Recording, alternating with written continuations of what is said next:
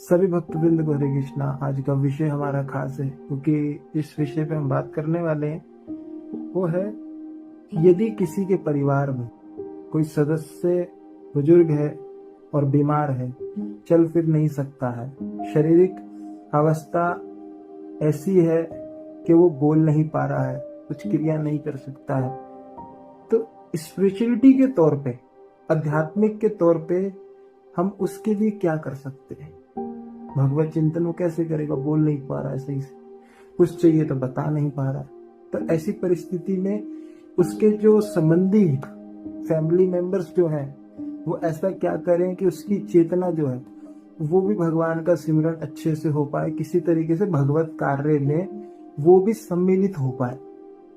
तो नॉर्मली देखा जाए तो फैमिलीज में क्या हो सकता है कि अपने घर में टीवी पर बैक में हम स्पीकर में कथा लगा सकते हैं, कीर्तन लगा सकते हैं, और बहुत अच्छी चीज भी है ये करना। परंतु जब हम बात करेंगे फैक्ट की कि प्रैक्टिकल हम क्या कर सकते हैं, क्योंकि जो आप टीवी पे लगा रहे हैं वो चीज ऑलरेडी रिकॉर्ड हो रखा है, आप केवल उसको प्रोजेक्ट करके प्ले कर रहे हैं, इससे अधिक कुछ नहीं कर रहे हैं। तो यहाँ पे बात आती है कि आप क्या कर सकते हैं। आप वैष्णवों को घर में बुला के उनके समीप या उस घर में जब उनके कान तक आवाज जाए वैष्णवों का कीर्तन करवा सकते हैं, संतों को बुला के उनको प्रसादम करा सकते हैं, भगवत चिंतन अपने घर में करवा सकते हैं। क्योंकि एक चीज होती है, पहले के समय में क्या होता था, राजा लोग जो होते थे हवन करते थे। हवन राजा लोग संपूर्ण मंत्र नहीं बोलते थे, ब्राह्मण नियुक्त रखे जाते थे, ब्राह्मण उनके बिहाफ पे बोलते थे, जिन्हें हम क्या कहते हैं, ऋत्विक आप एक प्रकार से कंसीडर करिए। तो वो ऋत्विक जो होते थे ब्राह्मण, वो मंत्र बोलते थे स्वाहा। अब जब स्वाहा बोला जा रहा है उसके बाद अग्नि में से देवता प्रकट हो रहा है, और देवता वरदान किसको दे रहा है, देवता वरदान जो है उस ब्राह्मण को नहीं दे रहा जिसने मंत्र पढ़े, जिसकी बिहाफ पे वो बोल रहा है उसको वरदान दे रहा है। कहने का अर्थ यह है कि आप उनके बिहाफ पे कीर्तन करवा रहे हैं, घर पे उनके बिहाफ पे कीर्तन करवा रहे हैं, तो उसका पुण्य किसको मिलेगा।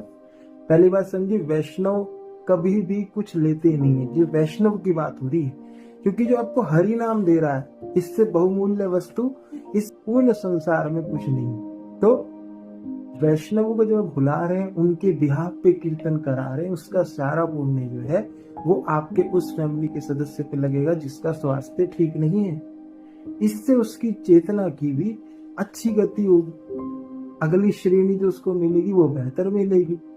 तो ये आप कर सकते हैं। यदि घर में फैमिली में कोई व्यक्ति बुजुर्ग है अधिक और बोल नहीं पा रहा है, चल नहीं सकते हैं, और हम चाहते हैं कि उनकी चेतना की आध्यात्मिक गति हो, तो उसके लिए सबसे अच्छा विकल्प, सबसे अच्छा तरीका वो यही है कि हम अपने घर में संतों को बुलाएं, कीर्तन करवाएं। उन संतों की बात हो रही है जो निस्वार्थ भाव से भजन कीर्तन करते हैं, जिनके मन में तनिक भी स्वार्थ की भावना रहती है, उनकी बात ही नहीं हो रही यहाँ पे। तो ये चीज आप कर सकते हैं। यदि घर में कोई बीमार है, कुछ नहीं कर सकते हैं, ऐसी परिस्थिति में हम क्या करें, उनको भक्ति में कैसे लगाएं। ना तो वो माला कर सकते, ना वो मंदिर जा सकते, कुछ भी चीज ऐसे वो कर ही नहीं सकते। तो आप उनके बिहाफ पे कीर्तन घर पे करवा सकते हैं, जिसका श्रवण वो करते रहेंगे, सुनेंगे, उस चीज को समझेंगे। तो ये चीज होती है, ये हम करा सकते। यदि वो सुन भी नहीं सकते तो तब भी आप उनके बिहाफ पे करा रहे हैं, तो कीर्तन का सारा पुण्य जो है वो उनके ही खाते में जा रहा है। ये चीज आप समझिए। तो हरि नाम संकीर्तन कराइए जब भी आपको अवसर मिले। यदि आप अपने ऊपर देखें, अगर अभी आप स्वस्थ है, हाथ पैर आपके सही है, कानों से सुनाई दे रहा है, श्रवण शक्ति सही है, तो आपको कीर्तन में सम्मिलित भी होना चाहिए, और अपने घर, अपने प्रांगण में या अपने आसपास कहीं पर भी कीर्तन का आयोजन भी करना चाहिए। क्योंकि मूलतः जीवन का प्रमुख लक्ष्य यही है, देह में रहते हुए भगवत प्राप्ति करना, और किसी देह में ये संभव नहीं है। उसके ऊपर अलग एक वीडियो बनाएंगे, पर अभी यह है कि यदि घर का सदस्य कोई अधिक बीमार है किसी भी तरीके से भगवान का नाम नहीं ले सकता तो भक्ति में उन्नति उसकी कैसे होगी।